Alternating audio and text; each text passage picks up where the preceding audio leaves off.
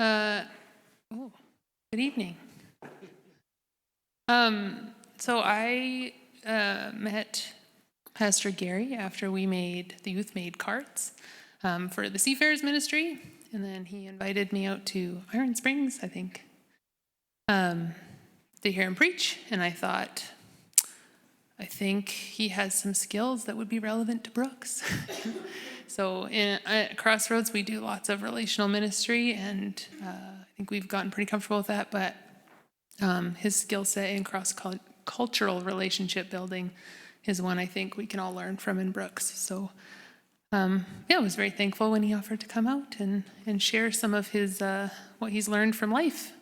So thank you, Pastor Gary. Thank you. It's nice to be here with you. My name is Gary Roosma.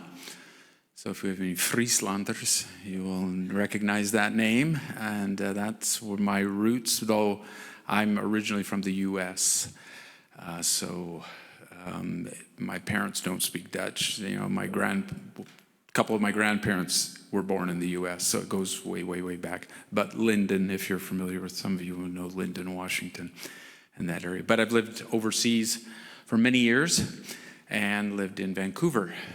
And my wife is from Vancouver, so we settled there eventually. So anyway, I'm going to make this fairly informal, and I've got I'll be showing a little bit later. I got a little presentation I'm going to show you, and we're going to do a little activity together. And then later we may do another little activity together. So we'll see how the time goes, and I'm going to leave it open for questions. So I'm not an expert, okay, cross-cultural. I've taught missions courses, I've taught cross-cultural stuff, but I haven't kept up in the academics of that. But I have a fair bit of experience. Just to give a little bit of a history, I was raised in a very small, Linden community, very quite insulated kind of community. Went to Kelvin, now university. And then I was a history major, and what do you do with a history major? So I ended up looking at some options, and the next thing I knew, I was on an airplane to Papua New Guinea. And I spent 5 years in Papua New Guinea and absolutely loved it. Okay, so I spent 6 months in Central California in the Bay Area working at the office, and that was the biggest cross-cultural hurdle I had to overcome. And then I got to Papua New Guinea. It was like, oh, because I was born and raised on the farm as well. Okay, so it was like, oh, this is great. I remember still driving around the airstrip when they would mow the airstrip.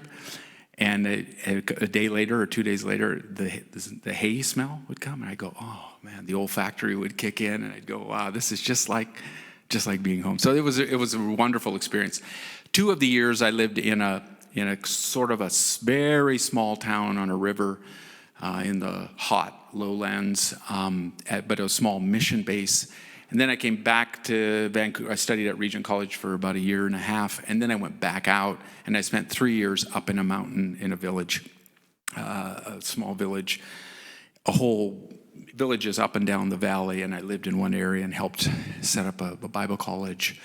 Did some community development stuff there. Learned the local Guhu Samani language, which has a total of 5,000 speakers in the world. So I haven't used it a lot since then.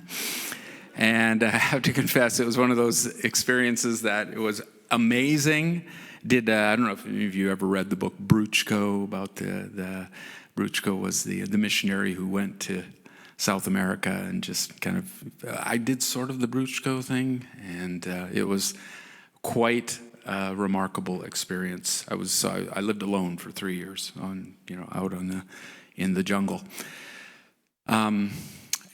So that was part of my experience. And then I came back, finished up studies, met and married my wife, and we started having kids. And then I did further studies. And then eventually we made it back overseas, and we ended up in Malaysia, on Borneo. but the East Malaysia side. And so we spent 5 years we were a year in Indonesia, and then about 4 years in a small town in Sarawak, which is the north coast of, or sort of northwest coast of Borneo. And then we and then we came back for a few years. I did further studies, some post-grad stuff, and then we went back out and I taught at the seminary in a bigger center called Kota Kinabalu in Sabah, North Borneo. And then we were 5 years there. And we moved back in 2009. And then since then, I've worked a little bit. I pastored for a few years, and then I was with the mission organization again. I was regional director in BC and sort of Western Canada. And then I became the Seafarers chaplain in Vancouver, which has just been this gift of God into my life. It's just the amazing experience because I'm interacting cross-culturally all the time with crew, so it's an amazing experience. A lot of stories I could tell, but if you have questions, you can ask me more. So I'm going to show a little video tomorrow in church for those from our Christmas at Sea that you contributed to, so thank you. So that was amazing. Anyway, I'm going to start with a little story. Just on Thursday, I was on a ship. I went up the gangway. We visit them mostly when they're docked and they're moored at the terminal. So I went up the gangway. It was big. It was like 9 holds, massive, Capesize, we say. They can't even fit through the Panama Canal, coal ship. And I went up on it, and I met this young guy at the gangway. And he was quite young. I knew he was very, I wasn't sure what his position was, but he was Filipino. And so he said, I actually greeted him in Tagalog, because over the years I've learned bits, magandang umaga, kumusta, good morning, how are you doing? And he immediately started talking to me in Tagalog, which I said, oh, whoa, can't do that, dude. I'm very limited, konti lang. But then he said, so why are you here? And I said, I'm with the Seafarers Center, Seamen's Club, Seafarer Center. Provisions? Because I'd brought up 2 bags I had some goodies, and we'd bring Cobb's bread. They donate bread, and so we bring Cobb's bread onto the ships too. And so I brought this big bag of bread, and I had some other snacks and goodies that sometimes when we have them, we bring them on board. I said, no, not provisions is what they get when they get their groceries. They get a delivery truck comes and brings them provisions. I said, no, I'm not provisions. Oh, so why are you here? I said, crew visit. I'm here for a crew visit. Well, he didn't quite catch it. So I saw him write something down. I just saw visit, but I didn't see what the first word was. But it wasn't crew. So I thought, okay, what's this guy? He doesn't know who I am. Because most seafarers know Seafarer Centers. There are hundreds of Seafarer Centers around the world. So you say the word, we're the Seafarer Center, and the first thing they say is, where are you located? How do we get there? What are your hours? We want to go. But this guy obviously didn't know squat about Seafarer Centers. So he called up the chief officer. He said, there's somebody here. Who is it? Well, I don't know. He said, provisions. I said, no, not provisions. Crew visit. And then he said, food visit. I said, no, it's not food visit. So finally he just called. He said, can you send somebody out here? So the third mate came out. He was the duty officer at the time. And the third mate came out, and he said, hello? I said, I'm with the Seamen's Club. He said, oh, Seamen's Club, no problem. Okay, great, good to have you here.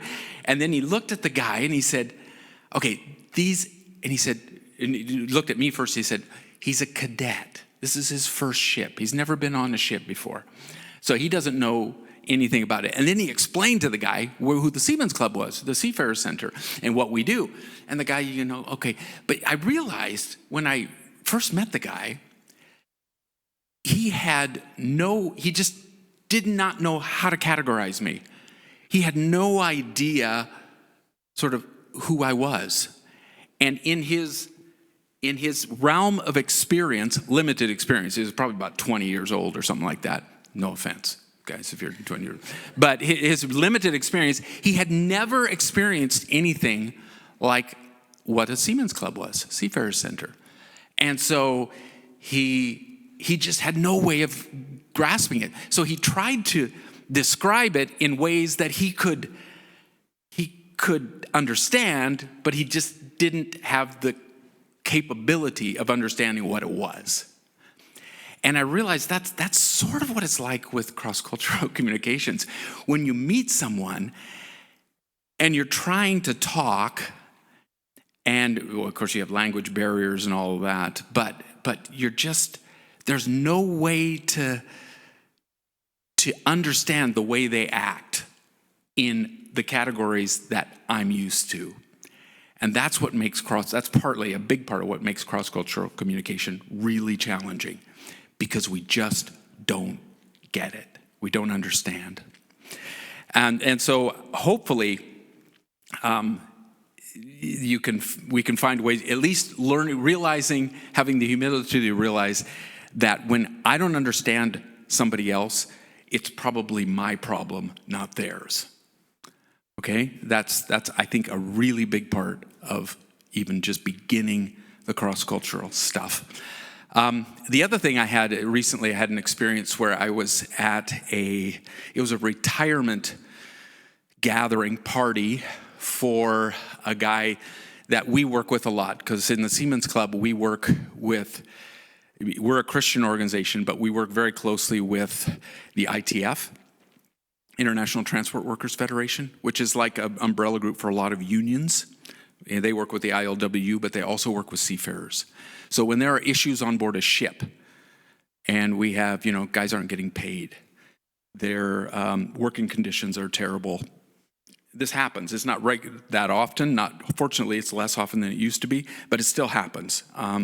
There's abuse going on between cultures or, officers to ratings or whatever. We report that to ITF. If it's really bad, they get Transport Canada involved. And so we're dealing, and then other issues that come up, just the everyday stuff that comes up. So we work quite closely with ITF, and this guy had been an ITF inspector for years. He was great, really, really knowledgeable. So they had a party. It was mainly ILWU, International Longshore and Warehouse Union workers. And so I came into this meeting because I came into this party. It was just snacks, and there was a band playing, and there were speeches and everything. But I'm not a union guy, obviously. I'm a minister of the word, and this is like a whole nother world to me, the union world. And I had never experienced this before. They're great, but I realized they're doing, chest pumps with each other, and the guys are hugging, and I'm watching these union, mainly ILWU guys, and I realized this is like a whole nother community that I have no experience with whatsoever, and I feel like a complete outsider in this experience. It was interesting because I got chatting with people when the music wasn't so loud that I could hardly hear. But it was just like I realized what it is like, again, to be an outsider. And it struck me what it feels like for people who aren't churchgoers to come into a church, or people from another ethnic group to come in to another place. And we don't realize it because we're insiders. We have no idea, we're so familiar with it. But for the outsider, it feels so incredibly foreign. And it's good to have the experience once in a while, just so you realize what it's like for other people who come in. And church is like that. I'll just let you know, it really is like that. We have church speak. We have stuff we do, and we don't realize it at all, but it's everywhere. And it is really a strange experience for someone from outside to come in to a church and something like this. My wife tells this story. She was not raised in church. She was raised secular. She became a really committed Christian when she was about 19. So she went to this church, local little, really nice, great little evangelical church. Doesn't exist anymore, but we still have really good connections with a lot of her old friends. And one time they asked for, she was just a new Christian. They were breaking up into groups and having prayer time. They said, any prayer requests? And so my wife said, I can't remember, she asked for a prayer for something with her family or something like that. So they said, okay, let's pray. So they got praying in this group, and this elder started praying, our Lord, and he said, I want to pray for my sister that, and my wife she got about halfway through the prayer, and she said, why is this guy praying for his sister? And it didn't dawn on her until later, oh, I'm his sister. She had no idea. She had no way of even realizing what was happening. Again, it's church speak that comes in, and she just was such a new Christian at the time. She just didn't realize what was happening. So those kinds of experiences happen all the way, all the time. Now, when you're working with, my experience is mainly in Asia. I've spent a bit of time in Africa, but not that much. I'm not that familiar with the African context, and every context is very different. But there are similarities and some things that I think do connect. But mainly I'm Asian, okay? Indonesia, Malaysia. I have that Papua New Guinea side that I've been, and I've worked with, Levi likes that. He had spent a lot of time in PNG as well. But that's mainly where my experience is, but there are kind of similarities. So I want to look a little bit at that. What I'd like to do, there are some really basic stuff when you're interacting with certainly Asians. Again, New Guinea is a little different, but when you're dealing with Asians, there's just this basic stuff like everybody gathers around meals. Meals are huge, huge. And when you eat with somebody, you have built a bond. And it's really important. Meeting and eating together seals a relationship in ways that it isn't the same for us. It's a really big deal. Almost many business deals are done over meals. That's a huge thing. So you invite somebody over for a meal. That's great, but it means it has a lot of significance. Simple things, taking your shoes off, and now when you get to the house, not everybody does that. I don't know.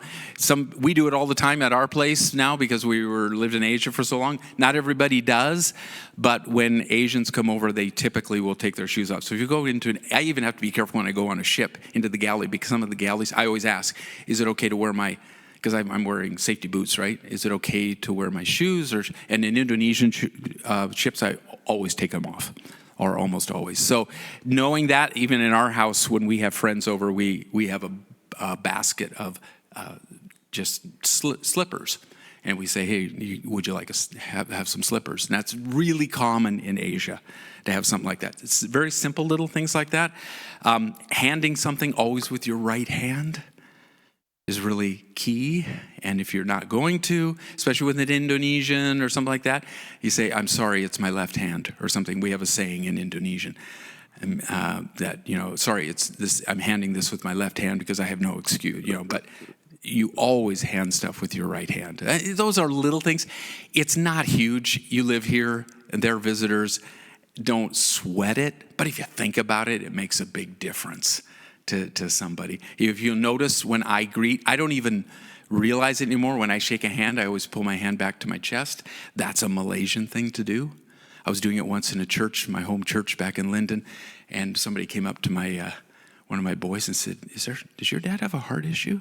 I said, no, that's just what he does all the time. It's just a natural thing to do. You shake it and then you take it back. But don't over sweat those deals. There's something about being genuinely interested in people that people love. Okay, and even you can be a little bit rough on the edges. We used to have there was a lady I remember in Thailand years ago with OMF. We were with OMF when we were Overseas Missionary Fellowship. And they called her Mrs. Durian. If you're familiar with durian, Do they have durian here? Do you ever get durian fruit? You get it sometimes? It's got the spikes, very, very pointy spikes, and it smells. But it is delicious. It's a learned, I don't know, have any of you tried durian before? They're different colors. Mostly it's white on the inside, it's green on the outside, and it's a bit like a soursop. A soursop, if you're familiar with it, or jackfruit. It's in that same family, but durian has the strongest smell. But they said she was like durian because she was kind of pokey on the outside, but she was really sweet on the inside. And they knew she really cared. And people can tell right away that when you care. So that's the big thing. I remember when I was at Regent, and one of the things when I met my wife, she noticed about me was I would always reach out to the foreigners. And she said she noticed, I didn't even realize it, but I think because I had lived all those years in Papua New Guinea, I knew what it was like to be a foreigner. I always reached out to the foreigners, and I would go and talk to them and say, how are you doing? And build relationships with them. And she was the one who pointed it out to me. Again, I didn't even realize I was doing it. But so those are just little things. I wanted to look at that slideshow. If you can make sure you click it at the right time. So you put it up, and it has no words. It just has pictures, and then you click it. Don't click it again yet. This was done by I'm pretty sure it was a Chinese person. And it was trying to diagram ways Westerners think blue and Asians think red. Yeah, you could say that too. And so I have a series of these, and you can tell it was done by Asian. You may not agree with it all, but it was from an Asian perspective. This is how, sort of. Anyway, so you can see the blue is Western. If you go to click it again, and it says, does it come up? See, way to think. So this is the way Westerners think. It's very direct, right? We get right to the point. Asians, if you're in a conversation, we always say it's like, I can't remember the English, college drinking. Scorpion. The sting is in the tail. It's at the end. It comes at the end. You're in a conversation. It goes on and on and on. You don't know where is this getting to? Oh, finally at the end it kind of comes out. It takes them a long time to get there. And so why the rush, folks? Why the rush? But we're just like straight on. Okay, so now here I want you to try to figure out what is being represented. So just click it once. Next one. Okay, what do you think they're trying to represent here?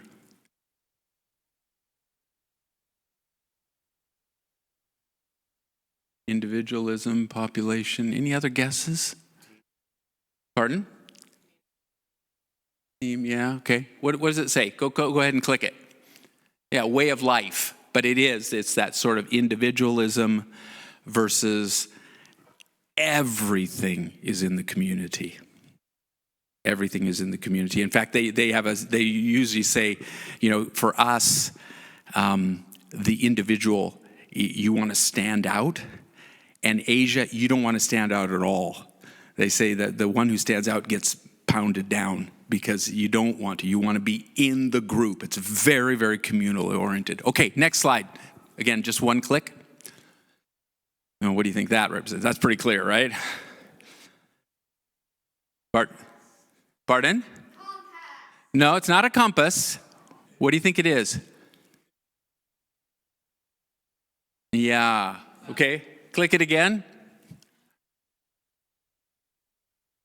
Punctuality or not so much, right? It's a view of time. How we look at it. And we had this when we were our church started at 8 o'clock. Our English service started at 8 o'clock. I never got there. I never left the house till 8:30. 8 o'clock. set time. Never leave the house. And I'll be honest, there were some times, this was really a weird one for me. I still struggle to grasp it sometimes because sometimes they were on time. And I missed things occasionally because I got there when I thought, oh, they always get there late. And then they left on time. So I still struggle sometimes, but most of the time it's like, pretty flexible. And we look at it as like, how dare you be so, relaxed about it. And we're somewhat relaxed. I remember my wife was in Austria. This was the first time, it was 2018, I think it was. She was there, and they were like 5 minutes late for a meeting, and it was, people were ready to get up and leave. We'll usually give 5 or 10 minutes or something like that. But for them, if you're not there promptly on time, it's really, really, we get this in the ships.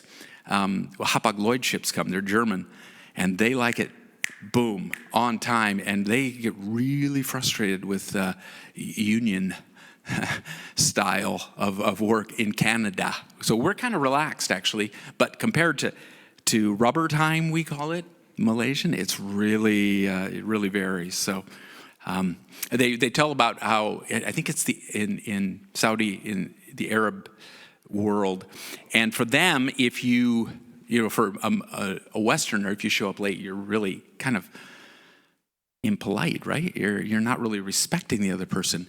But for them, apparently, I'm told, I'm not an expert, but for them, the only ones that show up time are the servants.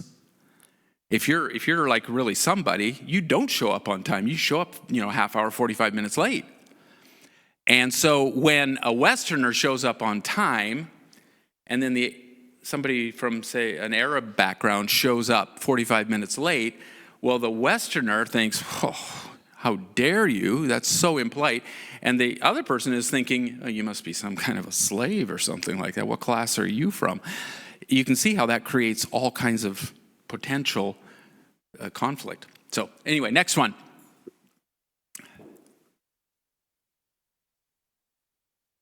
What do you think?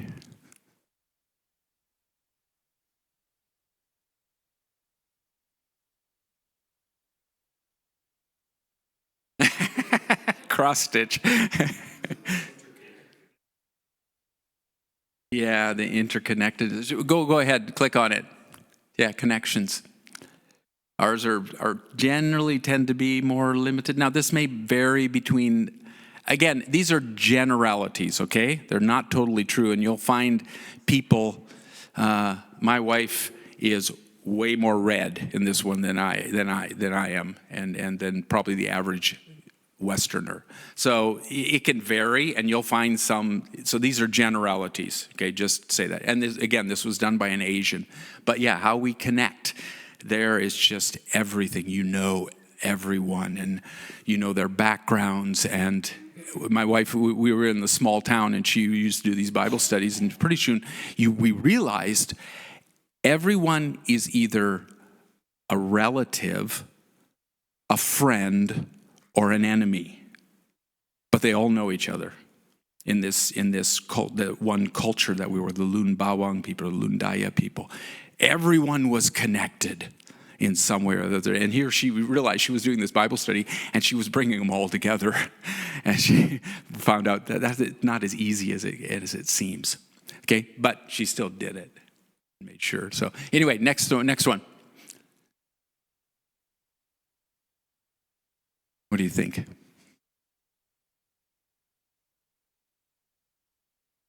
Pardon?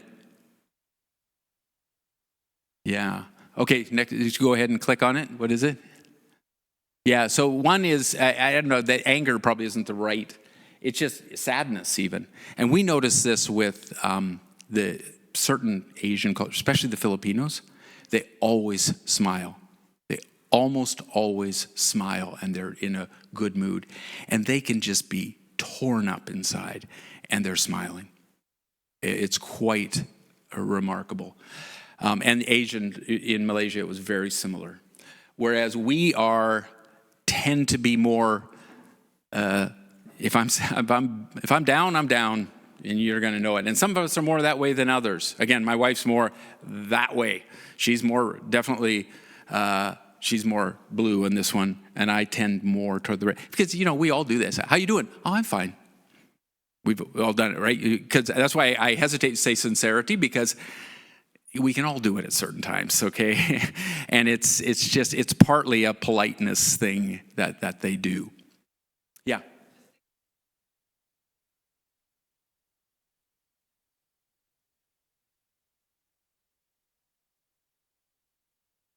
Yeah, exactly.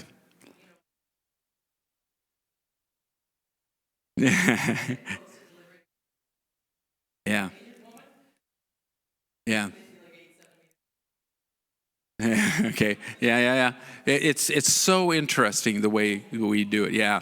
Again, it's a generalization. When it varies between individuals, but it's true. They can hide it really amazing. Anyway, next one.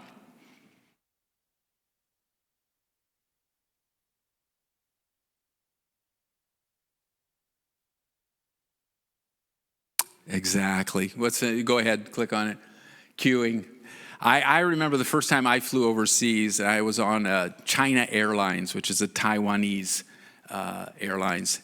And they made the call for just starting to board, and it was exactly red. I'd never seen anything like it.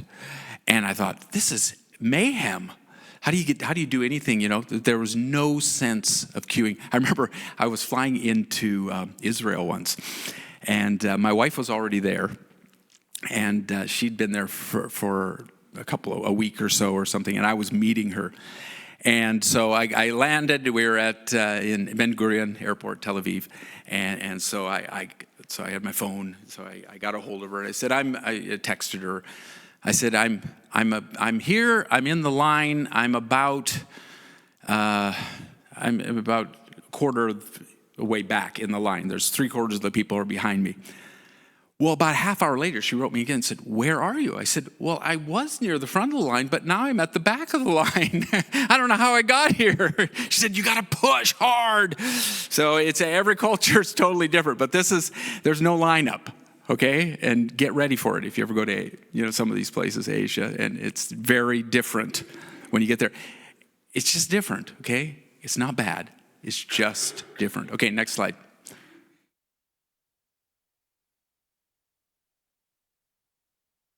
A little tougher. There's a couple of them here I don't get even. I don't even know what they mean. So, but what do you think?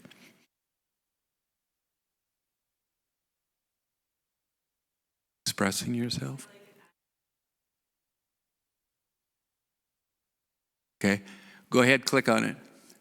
In the restaurant. This is how noisy it is. Now, this isn't true all the time, is it? I've been in some really noisy restaurants, but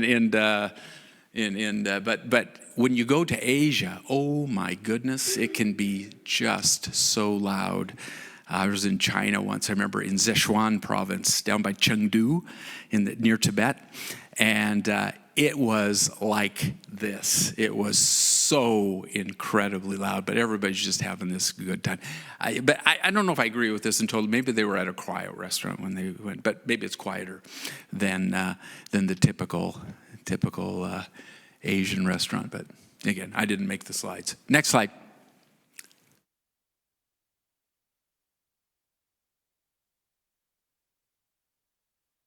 What do you think?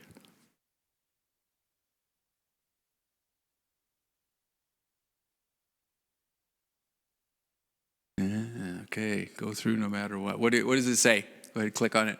Way to solve problems. Just avoid it. It's not really avoiding it. It's just it's different though, right? Or plow through, And again, it's a generalization, but you see. Okay, next one.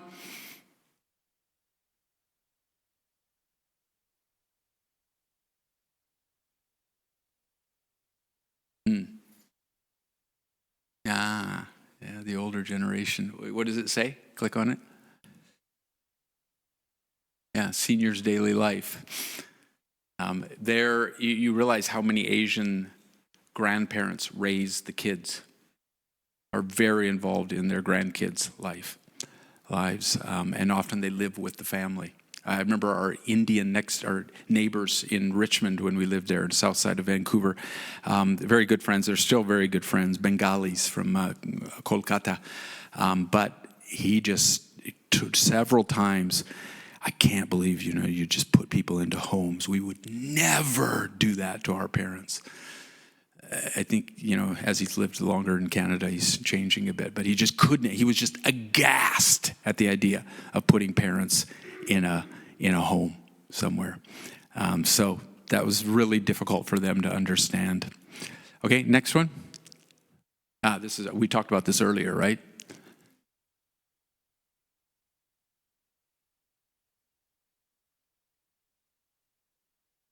Well, sort of. Go ahead and click on it. That's what the boss is. Okay? It's a big difference. For us, we do tend to have more of that. The boss, he's got authority, but he's not that, he works with a team. But in Asia, Xi Jinping, president of China, and that's Xi Jinping right there. And that's the boss holds a huge amount of authority in terms of when our principal at the seminary where I taught in Kota Kinabalu, in Malaysia, in Sabah, you did not go, it was really hard to go against anything he said. It was very, very difficult. And we had conflict, and it was mainly with Western lecturers who didn't agree with him, but you're not allowed to not agree. It really is. It's very, very strong in the Asian context. Okay, next one. There's just a couple more.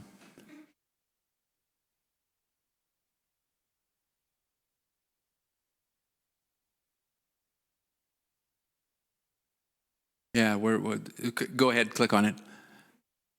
Yeah, the child, where the child belongs. The child kind of goes along with, whereas the children are very central in an Asian context. They're very focused. Again, it's probably changes when they move here a little bit. But I remember when we went to Missions Fest.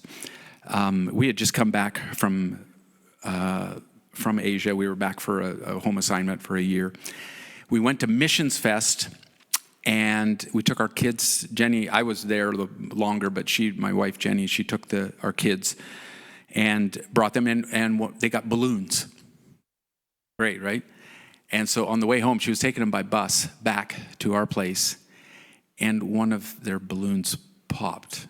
What happens to kids when their balloons pop?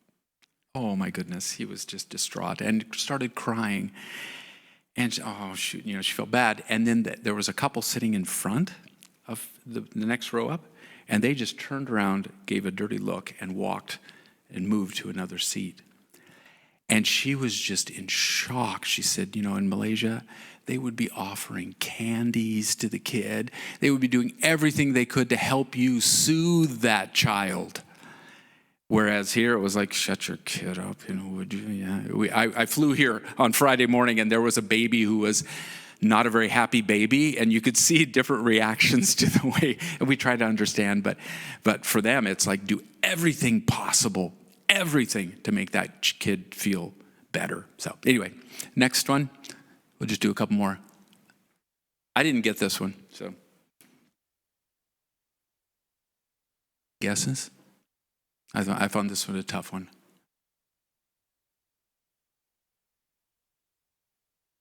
I don't know. Go ahead and click on it. New things. Do you get it? I don't get it.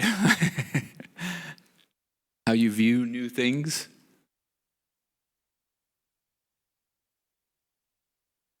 I don't get this one, but this was made by an Asian. Do you cherish them? Yeah, maybe. Yeah. I'm not sure. I'm not sure. I don't know what the standoffishness about it has to do with it. Anyway, it doesn't matter. Next slide. I think there's just one more.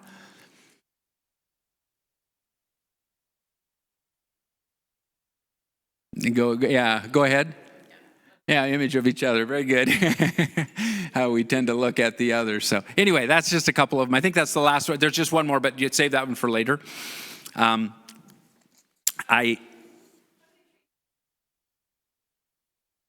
It really varies. It's not as inclusive, and they can sometimes be kind of pushed away. And I remember some really sad things I saw in Papua New Guinea, the way the kids were treated, almost like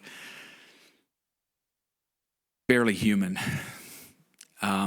So that's changing. I think there is that is changing, but it.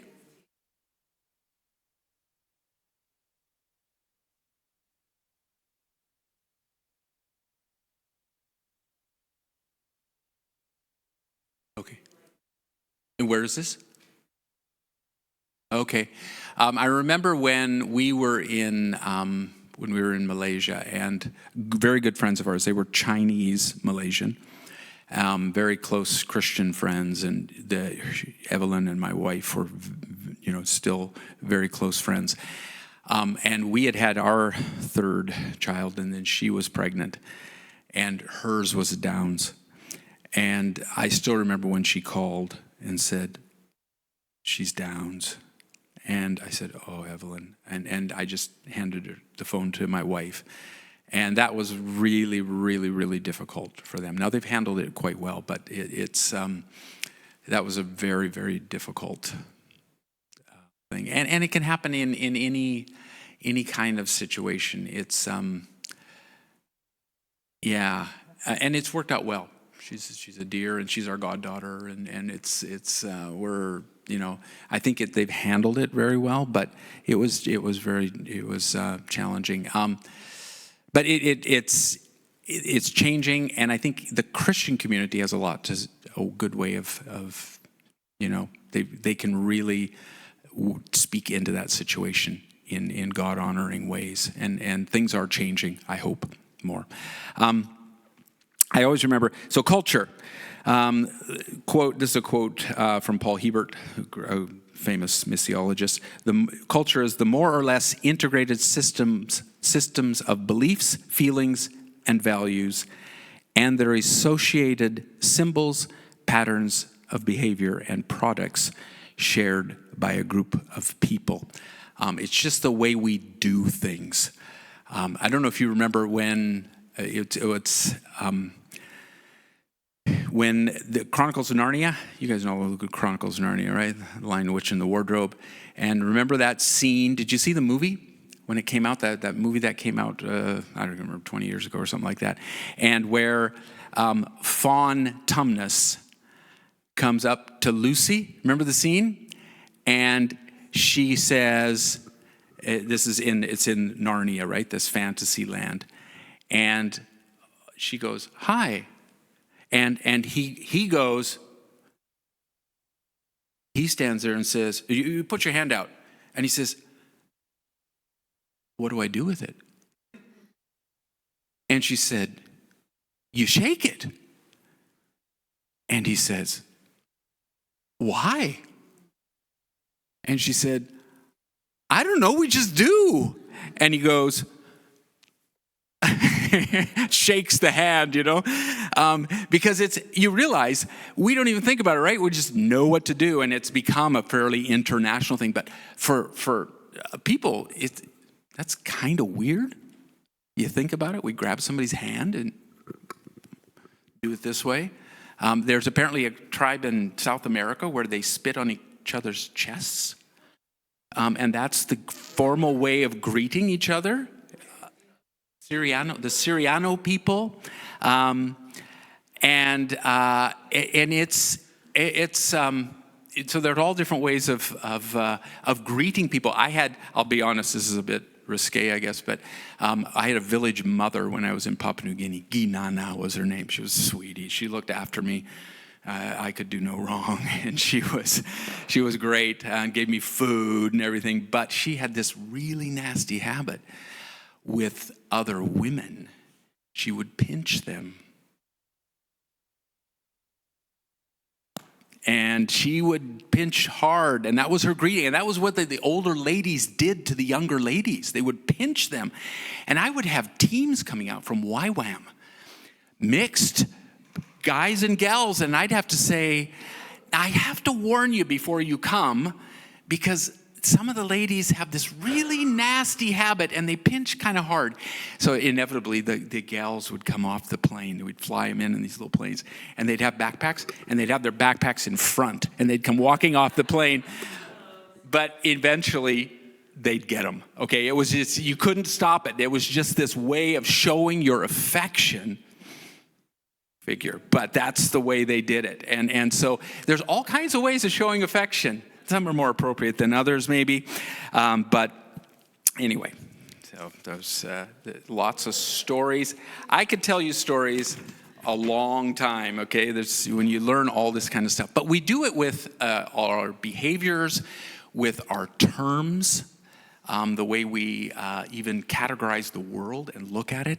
I'm told, maybe you have this here too, but way up the Inuit, people have something like 7 different words for snow. In Asia, we have different words for rice. So there's a word for rice when it's in the field.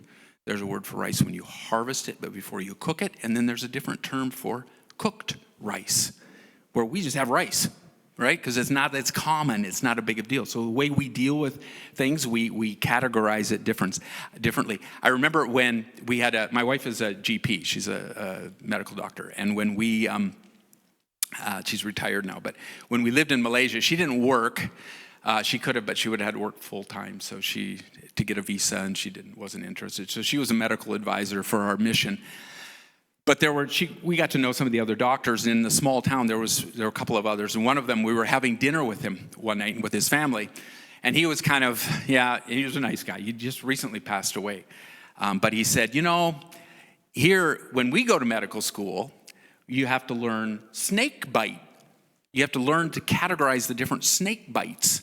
And so you know what kind of snake it is, whether it's how do you treat it and everything. He said, you probably didn't learn that in Canada, did you? And my wife, she always has a comeback. So she's good at this. So she said, no, we didn't learn that, but we learned frostbite. Yeah, so I thought it was a good comeback for her, so she could do that. But, the way we deal with our environment, everything just determines how we look at life and how we deal with it. So, and so just recognizing that people come from a different background, they're going to have a different way of looking at the world. And we can easily misunderstand it. There's a famous story in mission circles about these missionaries, when they initially went into the Congo, one area of the Congo, and they were trying to build relationships with the local people. And they were struggling, and they just seemed they could not connect with the locals. And they couldn't figure out what the barrier was, because they were trying so hard to be friendly and be nice and learn their culture, but they just couldn't break through. It was just like there was something just blocking that all. So they tried to figure out what it was. Finally, one of the old members in the area spoke to one of the missionaries. He says, okay, let me talk to you. He said, look, you bring your food in tin cans, okay? You bring corn. There's a picture of corn on the can, and there's corn inside, and you eat it. He said, you bring in beans, and there's a picture, right? Beans or peas or whatever. That's what's inside, right? And you eat it. And then he said, you bring baby food, and there's a picture of a baby on it. It is a true story.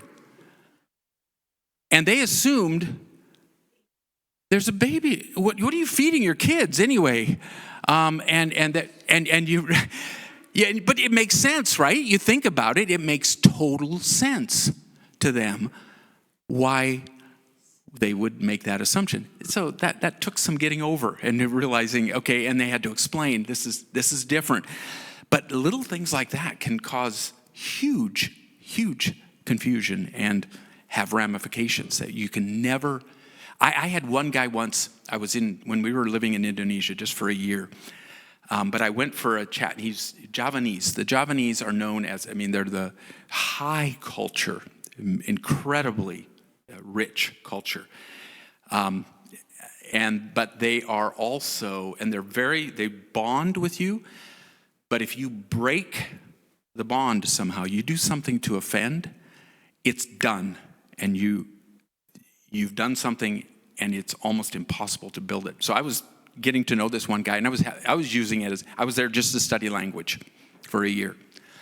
And I was getting to know this one young guy, and he was Javanese. So we were doing things and all kinds of stuff. And one day we went out for, he took me out, and I was looking for a dictionary at a bookstore and everything. So we were just walking, and came back and said goodbye and dropped it off. To this day, I have no idea what I did to offend him, but I never saw him again. I went to his house. I said, "Can I speak to him?" "He's not here." And she actually, the sister went into the house and came out and said, "He's not here," which I knew full well he was there. I've never been able to figure out what I did wrong.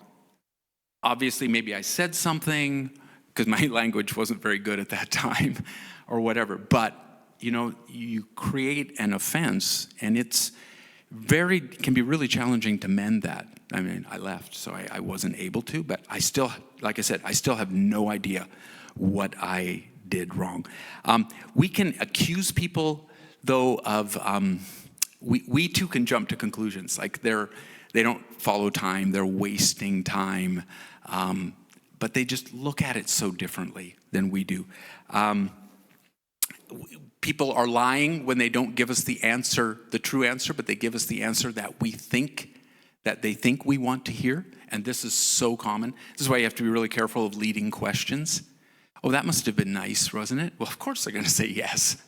Or, you have to be so careful with leading questions and learn to ask the kind of questions that just are open-ended, that they can answer any way, but it doesn't seem like this is the answer I want you to say, because they will say it. Is that being dishonest? Like I said, how are you doing? "Oh, I'm fine." We do it too, okay, in different ways. So, and there's this sense of sort of respect for us, because I want to honor you. So they do it. They look at it very, very differently. But it can lead to real misunderstanding and difficulties. Just a few more things. So most of our misunderstandings are based on we don't get it. And that's what we need to remember, and always be a learner. I was listening to I can't remember if it was a podcast or it was an interview of somebody. It was a journalist, an Israeli journalist. Just a few days ago, my wife and I were listening to it, and he was talking about, it was really for other journalists, but he said, somebody was asking, "How do you become an international journalist? How do you do this?" And he said, "Well," and somebody had said, "Just move somewhere. You've got to just go to another place and start working." But he said, "Here's what you need to do. You need to move somewhere else." And he said, "You need to assume you know nothing. You know nothing. No matter how much you've read, heard, studied, you know nothing. And you are a learner." And that posture of being a total learner always is what's vital in any kind of building relationships cross-culturally. That I'm always learning, and I need to know more. And I need to realize that if I don't get it, it's my problem. It's not theirs. It makes sense to them. It just doesn't make sense to me, and I need to figure it out. When we lived in Malaysia, in the small town that we lived in for almost 5 years, we used to go to the Lun Bawang people, because I'd been taught Asian, well, mostly too, but especially Asian, when you go to a house for dinner, you bring along some food. You bring along something. So we would always go and bring a papaya or a bunch of bananas or something like that. And we would I'd give it to a gift. And we'd get to their house. They'd invite us over. And I'd hand them the papaya. And they'd just take it and walk off. They never said thank you. Never. And I thought, we realized it. We said, this is really weird. They never say thank you. And we wrestled over it. What is going on? Why does nobody say? And always it happened. You just give it, and they just take it and walk off. And then we'd have dinner. But they never mention it. They'd never say thank you. Now that's kind of disrespectful. Well, finally, one of the old missionaries who'd been there for years and who spoke Lun Bawang, because we spoke mainly in the Malay, which was like a trade language. But we spoke only little smatterings of Lun Bawang. And we said, we're puzzled because they never say thank you. And he said, that's because they don't have a word for thank you in their vocabulary. And we said, really? No word for thank you? He said, no. He said, they don't say thank you, they do thank you. He said, think about it. You give somebody papaya, what happens a day or two later? What do you receive? And we thought, oh yeah, somebody usually shows up with a papaya about twice the size of the one we gave them. He said, yeah, they're doing thank you. They're paying you back. They're saying the way they're saying thank you is by giving you something even bigger than what you gave them. And it always happened. And suddenly the penny dropped and we went, oh yeah, I get it now. But we just didn't understand it. When I lived in Papua New Guinea, I learned among the Guhu Samani people, you never give anyone a banana at nighttime. And someone told me, I had some people over and I gave up. Gary, you never give anyone a banana at nighttime. Now, can you figure out, it's fine in the day, but not at night. Can you imagine why it's not good to give somebody a banana at nighttime? Any clues, any thoughts? No, it doesn't keep you up. No, doesn't plug you up. Oh, I don't know, maybe it does, but it doesn't. That's not the problem. I had no idea. I was like, what? It's funny, somebody explained it to me. They said, Gary, bananas get worms.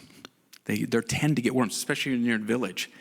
And he said at nighttime, for them, usually at nighttime, they didn't have lights. Okay, I didn't. I just had a little battery. I ran candles, or eventually I hooked up some of those little trailer lights with a solar panel, and I had a car battery charger and everything. But that was the best I could do. I didn't have electricity. But they said in the old days, all you had was the little fire going in the middle of the place.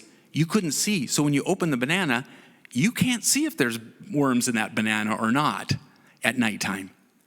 That's why you only give bananas in the daytime in the Guhu Samani people. I don't know about the rest of Papua New Guinea, but you never would have thought of that, right? For us, it's just, that doesn't make sense, but it makes sense. And assume that it always makes sense to the people. So be a learner, be a student, always learning their ways, and just being interested in people, I think, is huge. And asking them questions and seeking them out, it's so important, so vital. And most of the time they'll love it if you do that, building relationships. But you have to be serious about the relationship, building the relationship, and really wanting that. When a culture doesn't make sense, assume the problem is ours. And again, focus on being a learner. Now, I wanted to show you, this has been really helpful for me, that last slide, if you could put it up. This is from a friend of mine, Miriam Adeney, Dr. Miriam Adeney. She was a missiologist. I mean, she's still a good friend. I think she's retired. We're having lunch with her in a couple of weeks down in Seattle, so we're going to be seeing her again. But Miriam has written numerous books on missions, and I've studied under her. She just sent me this again. I I only had it as the old overhead projector, but she sent it to me. But this is her theology of culture. Really simple, but it always has helped me to just get how do we look at culture. Okay, God created humans. There's humanity. But there's two sides sort of to humans, right? We're created in the image of God, that wonderfulness of that, but we're also fallen. So there's a sinful side. But they're both realities. Okay? Those two realities come into making cultures. Every culture. Ours, as well as Filipino or Malaysian or Indian or African or wherever. But every culture has both aspects in it. Consequently, from those cultures, you have patterns of wisdom, beauty, and kindness. There's really good parts to that culture. But there are also patterns of idolatry and exploitation. There's the sinful side. Every single culture. How do we respond then as people trying to even learn about the culture? As say, the church trying to work in that kind of situation, or as individuals. There's stuff to affirm, and then there's stuff to judge that needs to be judged. And really important for us to always remember that, both those aspects. Now for me, this has been really helpful. I always keep it in mind because it tells me, okay, I need to remember. I get seafarers all the time. How do I move to Canada? I want to come to Canada. Canada's awesome, isn't it? This is the best. I say, well, Vancouver's pretty cool. No offense. But, Vancouver's kind of a cool place. But I said, it is a beautiful place. And Canada's, it's got a lot going for it. They said, well, how do we do the immigration stuff? And they want to know all these details. I'm not a lawyer, guys. But I always say to them, look, I lived in several different countries. And I can tell you something. Every country has good and not good. Every country has good. Now, there are extremes. Myanmar right now is not a place where you want to be. Okay? Sudan is not a place right now where you want to be. Gaza right now is not a place where anybody wants to be. Okay? There are places where there's times when it's really bad. The situation is really dire. But for the most part, every place has some good and it has some not good. That's just the reality of our situation. But when we look at a culture, remembering, the one who was really helpful for me in this was a guy by the name of C. Hudson Southwell. Southwell was the pioneer missionary from evangelical perspective, a Protestant perspective, into Borneo, into North Borneo, Sarawak and Sabah. And he wrote a book, his memoir, entitled Uncharted Waters. It's priceless. It's such a good book. I don't know if it's in print anymore.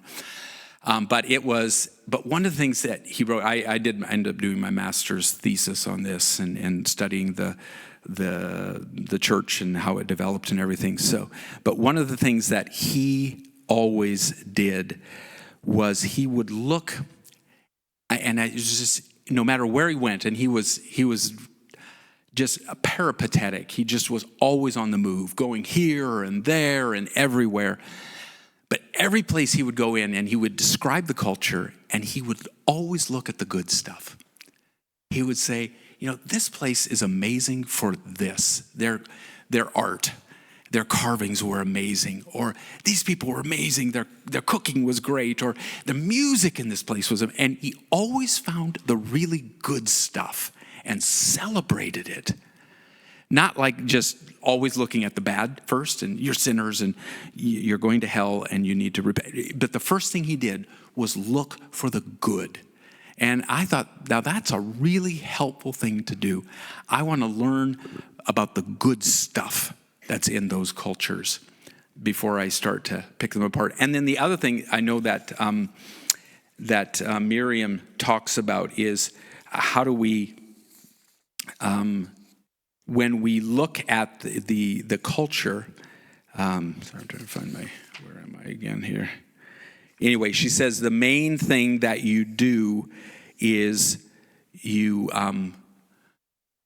when you're analyzing the culture, you look at it and you say, okay, there's the good and there's the bad, but who really gets to decide that from a Christian perspective? Because it's very hard as an outsider for us to do that. And it's primarily, if you have Christians from within that culture, they're the best placed ones to learn, to be able to decide what you keep and what you throw out, what's good and what needs to be changed. Because it's really hard for us to be the judges in that. Now, we can maybe contribute biblically or whatever, but you have to be really careful how we do that. So anyway, be a learner. And I think it's really good to become global Christians. Know about the culture. I know it's always helpful when now I've been speaking to Filipinos and I say, hey, what's happening? I hear your former President Duterte has been arrested.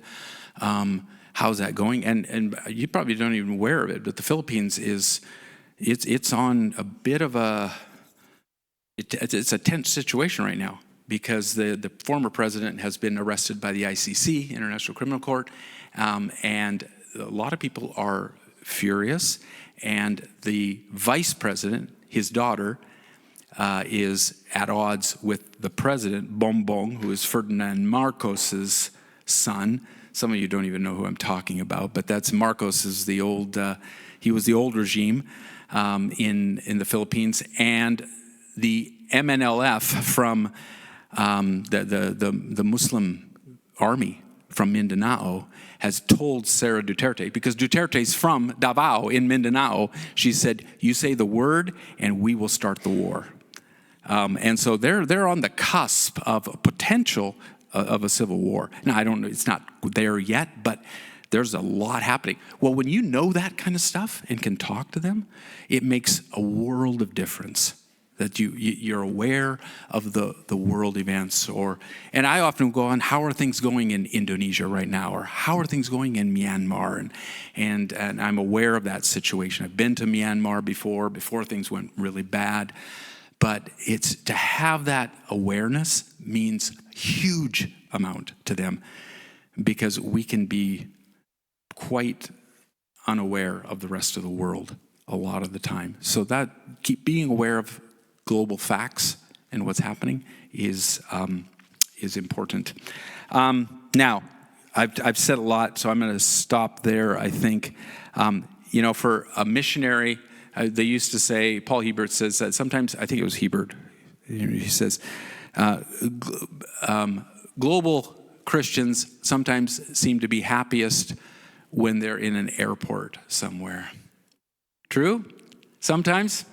Might be. I know. I remember I used to go along in Richmond and I used to drive by the airport. And when I was living back in Canada, but it was just every time I went by the airport, I was like, when can I get on a plane? When can I head off again? And when you're in the other country, you're kind of missing your home country. But when you're back in Canada, you're really missing stuff that's happening back there and some of that culture. And you're sort of this in-between person. You'll find you'll connect with other internationals often, people with an international connection. And for kids, we call them third culture kids, they relate so much at times better with other kids who have had similar experience. They really can connect with those kinds because they're third culture. They're not one or the other. They're sort of a mix of the two. So it's, we live in a fascinating world. Papua New Guinea was the classic, right? 800 languages, about 900 now they're saying. It's over I knew it was over 800, 900 languages. Some of them are like spoken by hundreds of people only. It's the Tower of Babel gone just wild completely. But it's a fascinating culture and place to live. The other thing you need to be is really willing to step out of your comfort zone and be a bit vulnerable and do things that you never thought you would do. You're going to say some things and you're going to blow it. Oh my goodness, the stories I could tell you, but they're not fit for this audience. I could tell you some stories of mistakes I have made in my language learning, and it has been, disastrous, but funny. They're still telling stories in Papua New Guinea about some of the things I said, and you just have to learn to laugh.